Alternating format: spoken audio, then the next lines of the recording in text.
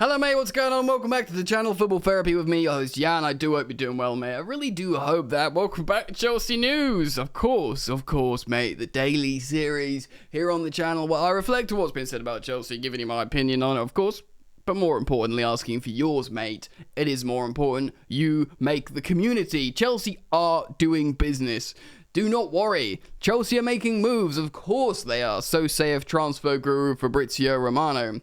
Lest we forget, Chelsea are behind in comparison to the other big clubs in terms of what they can do due to the sanctions. But it's not just the sanctions. There's the fact how there's the profound complication of the changing of ownership. So you add those two things together, sanctioned, therefore hamstrung and late to do work, and, can't make the early discussions and groundwork, etc. And the biggest sports club sale of all time.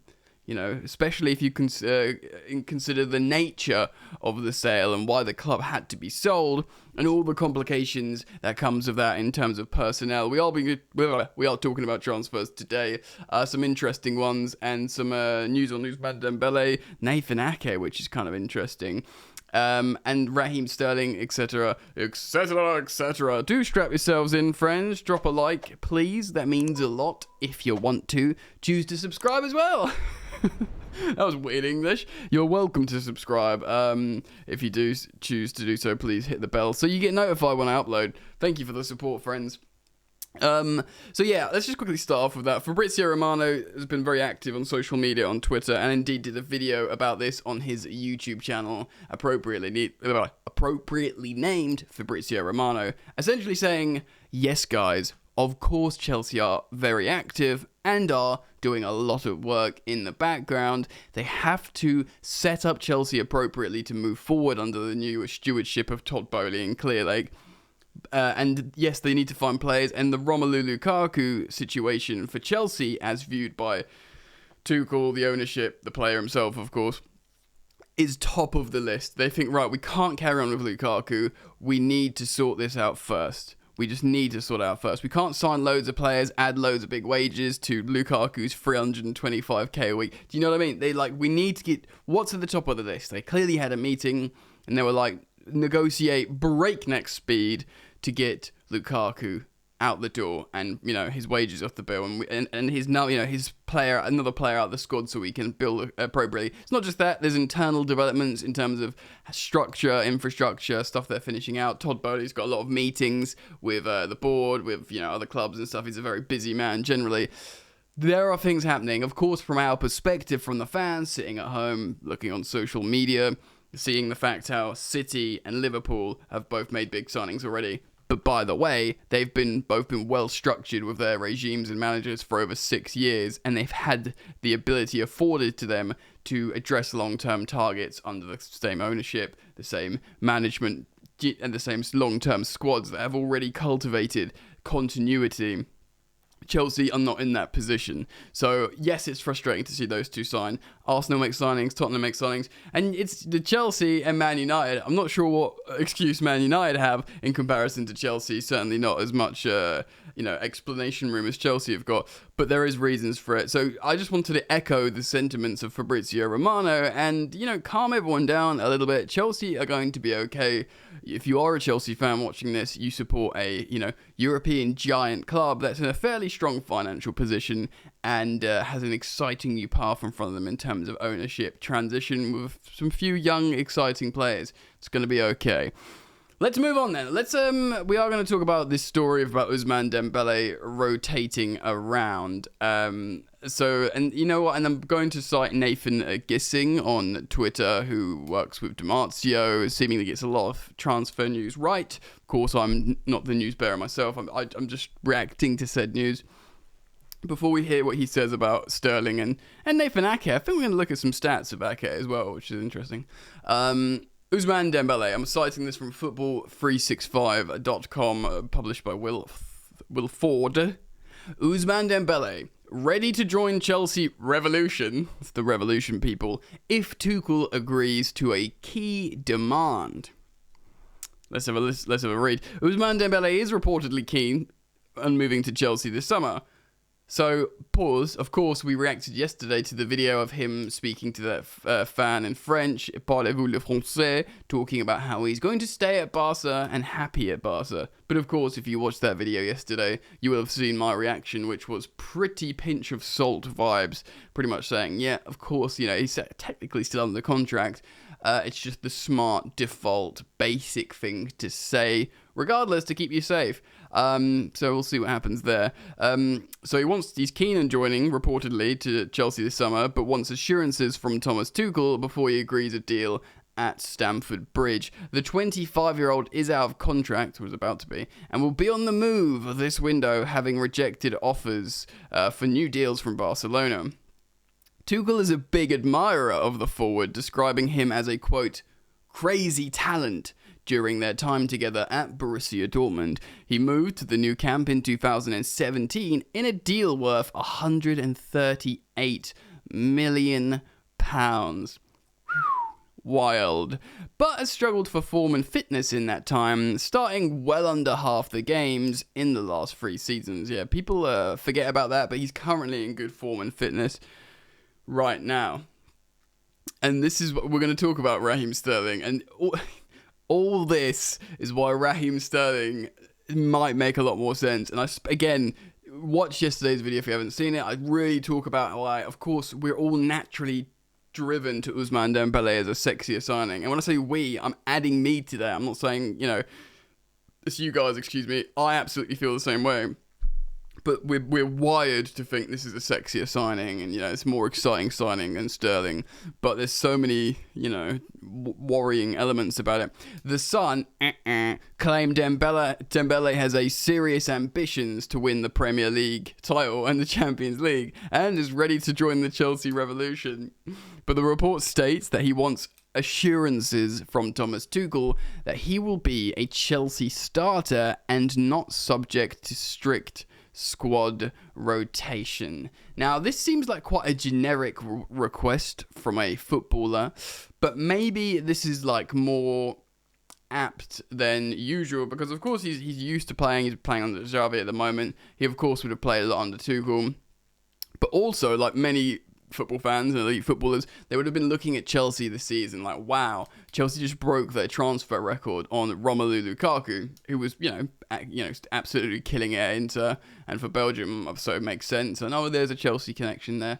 Yeah. Wow, they're not playing him at all. Wait, what the hell's happened there? What, all these like elite forwards that have come for different amounts of money, and suddenly they're not playing and they're on the bench. Ousmane Dembele, it's not quite like that 28-year-old when you make that move, you've got to be totally sure. But he's not far, he's 25. He'll want to play, and he'll have great concerns looking at the rotation at Chelsea. So it's so difficult to give player assurances as well.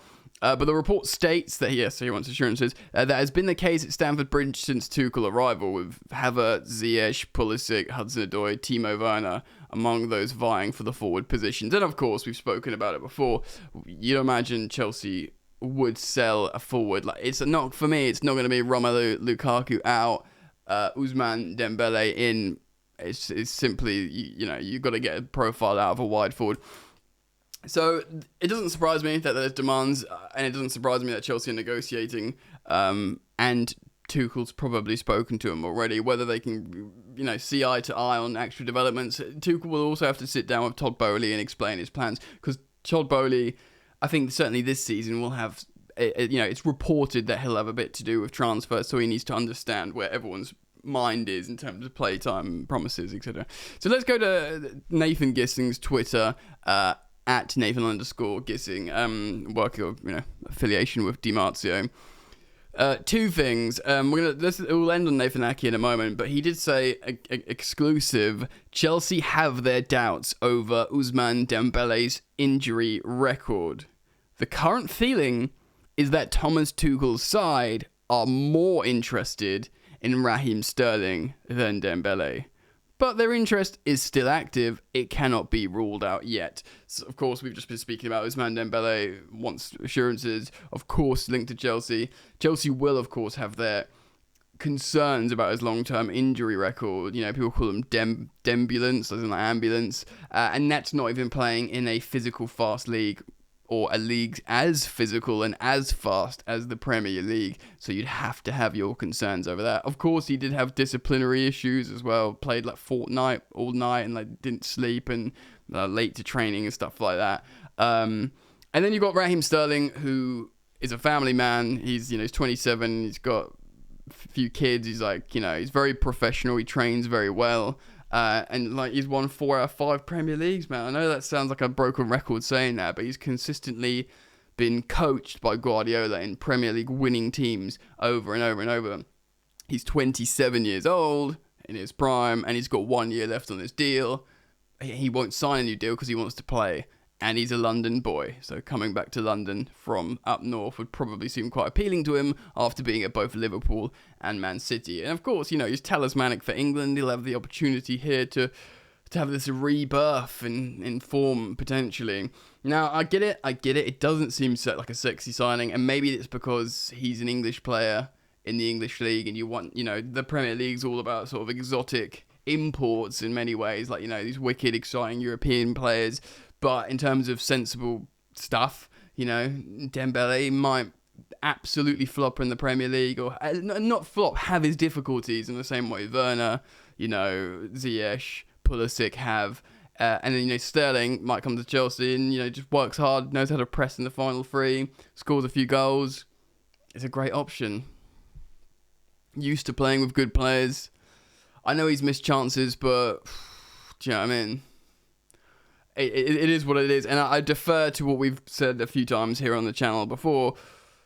If the manager wants him, we're at this very unique point where the manager's getting backed massively, and that's what we have to look for. So let's end on Nathan Ake. So this is another exclusive from Nathan Gissing saying Chelsea are interested in re-signing Manchester City defender Nathan Ake. Thomas Tuchel is a big fan of the player. It is seen as another situation to keep an eye on. Now, I don't know how much truth there is in this. Nathan Ake has played quite a bit for City recently, though he's never really been first choice. Versatile player, can play in the back 2 as a centre-back, can play in the back 3 as a, as a centre-back. He can play as a full-back and a wing-back. So I think, did we bring him back under Conte? Was it under Conte? Because Conte wanted to utilise him. We recalled him from Bournemouth. And of course, Bournemouth sold him to City for like £50 million. I think we had first right to refuse to buy him or something. So we've missed opportunities to like buy this player. He is highly respected, Nathan Ake, at Chelsea. But it's another one of those, he was our player and he'll cost a lot of money to buy him back. It's another frustrating situation. But let's see. I mean, a lot of you...